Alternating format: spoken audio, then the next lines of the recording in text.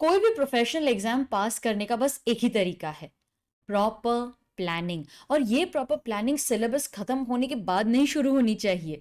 Proper planning आपकी day one से ही शुरू हो जानी चाहिए। और मैं तो मेरे स्टूडेंट्स को हमेशा यही कहती हूँ कि अगर आपको ये जानना है कि आपकी पढ़ाई कैसे शुरू करें, तो सारे पास्ट एग्जाम पेपर्स एक बार गो थ्रू कर लो। वैसे आपके चैनल थियोरी मास्टर्स लर्निंग पे मैंने सीए इंटर की काफ़ी पास्ट एग्जाम पेपर्स की डिटेल में डिस्कशन की है। उसी तरह अब हम देख लेते हैं कि जो जनवरी 21 का पेपर आया था वो कैसे आया था। That will give the students who are appearing in May 21 and November 21 an idea कि भाई वो क्या एक्सपेक्ट कर सकते हैं अपने पेपर में। तो चलो let us quickly go through, let us take an overview of the law paper that is corporate and other laws CA inter examination Jan 21।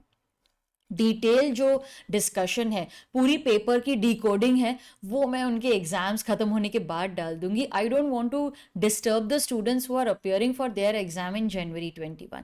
तो सिर्फ एक ओवरव्यू कर लेते हैं for the students who are going to appear for their exam in May and November 21। तो एक बार go through कर लेते हैं कि क्या टाइप के क्वेश्चन आते हैं, कौन से चैप्टर में से क्वेश्चन आता है। आप जो पढ़ाई शुरू करने वाले हो तो आपको एक आइडिया आ जाएगा कि कौन से चैप्टर पे आपको ज्यादा ध्यान देना है। ओके, अब आप देख रहे हो कि मैंने थोड़ी बहुत मार्किंग्स की हैं because these are the chapters from which questions have been asked. और काफी सारे तो ऐसे भी क्वेश्चंस थे जो मैंने इंपॉर्टेंट लिस्ट में मार्क करवाए थे, किसी को तो स्टार मार्क कराया था और वो एज इट इज एग्जाम में आ गया। आप देखना वो वीडियो जाकर, मैंने किया था on my list of important question for CA foundation का भी किया था मैंने और सीए इंटर का भी किया था फॉर जनवरी 21। सिमिलर लिस्ट लेकर आऊंगी for may 21 and November 21 students also. तो चलो देख लेते हैं कि वो वीडियो में से कौन से क्वेश्चंस यहाँ पर आए थे, मेरे लिस्ट में से कौन से क्वेश्चंस आए थे। काफी सारे आए थे, यू विल नोटिस। अच्छा, तो सबसे पहला क्वेश्चन आया था फ्रॉम द चैप्टर प्रोस्पेक्टस। तो ठीक है, तो उसमें से 6 मार्क्स का क्वेश्चन आया था। Then they had asked a question on audit and auditors, one very very important chapter for exam students. ये मेरा ऑब्जर्वेशन है कि इसमें से कम 2 या 3 क्वेश्चंस तो आते ही हैं। तो जो स्टूडेंट्स मई और नवंबर 21 की तैयारी कर रहे हैं, please note the important chapters. Audit and auditors, उस पर क्वेश्चन आते ही आते, आप देख लेना पेपर में कितने सारे क्वेश्चन आए हैं। अच्छा, प्रॉक्सी, आपको याद है my list of important questions में से मैंने आपको प्रॉक्सी का कॉन्सेप्ट हाईलाइट करवाया था। ऑडिट एंड ऑडिटर्स तो मैंने बोला था पूरा ही पढ़ के जाओ, पता नहीं कौन सा क्वेश्चन आ जाएगा। तो प्रॉक्सी में से एक क्वेश्चन आया था for 3 marks. Then they had asked questions from the Indian Contract Act, ये तो बहुत ही इंपॉर्टेंट है, यहाँ से 4 से 5 क्वेश्चन तो आपके आ ही जाएंगे। तो इंडियन कॉन्ट्रैक्ट एक्ट में से क्वेश्चन आया था, नेगोशिएबल इंस्ट्रूमेंट्स एक्ट में से क्वेश्चन आया था। नेगोशिएबल इंस्ट्रूमेंट्स में से generally students you can expect around 8 marks of question. Then they had asked a question from deposits. Okay, so deposits वाला जो आपका चैप्टर है वो आपके लिए इम्पॉर्टेंट है। फिर से ऑडिट पे क्वेश्चन आ गया था कि इंटरनल ऑडिटर अपॉइंट करना चाहिए नहीं करना चाहिए। All right. Then there was a question on whether the issue of shares can be done at discount or premium. अच्छा स्टूडेंट्स, आपको याद होगा मेरे my list of important questions में से मैंने ये मार्क करवाया था डिस्काउंट वाला, और सिक्योरिटीज प्रीमियम कैसे यूटिलाइज करना चाहिए सेक्शन 52, वो भी स्टार मार्क करवाया था आपसे। कितना अच्छा लगता है ना जब हमने इंपॉर्टेंट क्वेश्चंस किए हों और वही एग्जाम में आ जाए, कितनी मज़ेदार बात होती है ये। अच्छा, then there was a question on investor education and protection fund. Don't you think कि काफ़ी बैलेंस्ड पेपर था? There were questions from all of these important units. Yes. अच्छा, मैंने पूरा पेपर गो थ्रू किया और मेरा ये ऑब्जर्वेशन है कि 2 ही ऐसे थियोरी टाइप ऑफ क्वेश्चंस आए थे, but most of them were situation based question.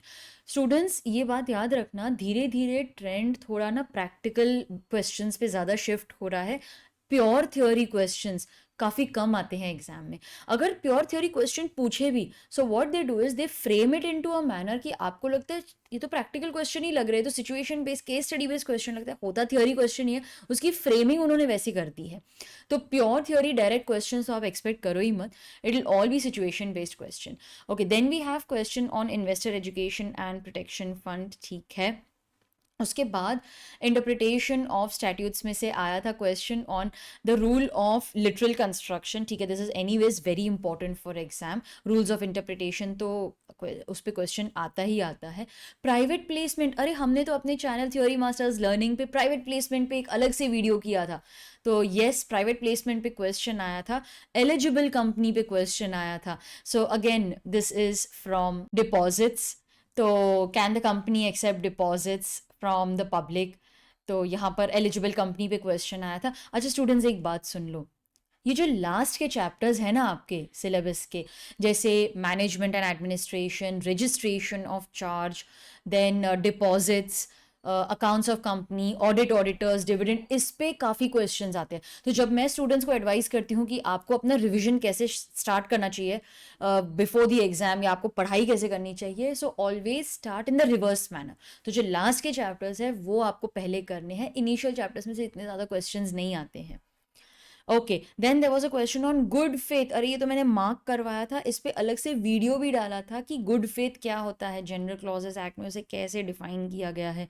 Okay, so a question was asked on that, then again a question on the Indian Contract Act was asked, duty of the company to register the particulars of charge, yes ये भी हमने mark किया था, आप देख लेना वो video, उसमें मैंने येलो में हाईलाइट करवाया था आपसे, duty of the company to register charges, computation of time, again we had mark this in the list of important questions, कितने सारे क्वेश्चंस आ गए। अच्छा ये तो सुपर बात हो गई, देखो स्टूडेंट्स, डिक्शनरी डेफिनेशन, आपको याद है वीडियो में मैंने आपको पॉइंट करवाया था, डिक्शनरी डेफिनेशन वैसे बहुत ही छोटा सा पार्ट है लेकिन उस पर क्वेश्चन आने के चांस है। Do you remember that video? नहीं याद तो जाके वो वीडियो देखो भाई, जो May 21 और November 21 में स्टूडेंट्स अटेम्प्ट करने वाले हैं, अभी उनके लिए वो लिस्ट ऑफ इंपॉर्टेंट क्वेश्चंस तो आपको देखनी ही है, वो वीडियो आपको देखना ही है, उसका लिंक मैंने दिया है आपको, वो आई में आया होगा तो वो जाके ज़रूर देखना।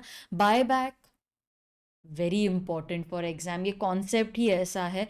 मिनट्स पे क्वेश्चन आया था, इंडोर मैनेजमेंट पे क्वेश्चन था, that was an optional question.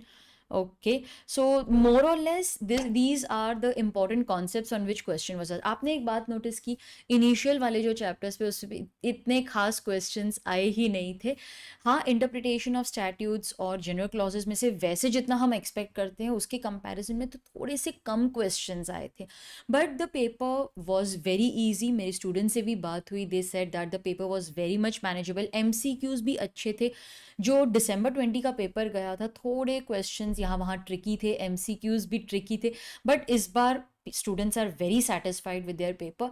They said कि नहीं मैम पेपर बहुत अच्छा गया, expect very good marks, exemption के भी चांसेस है, so keeping our fingers crossed.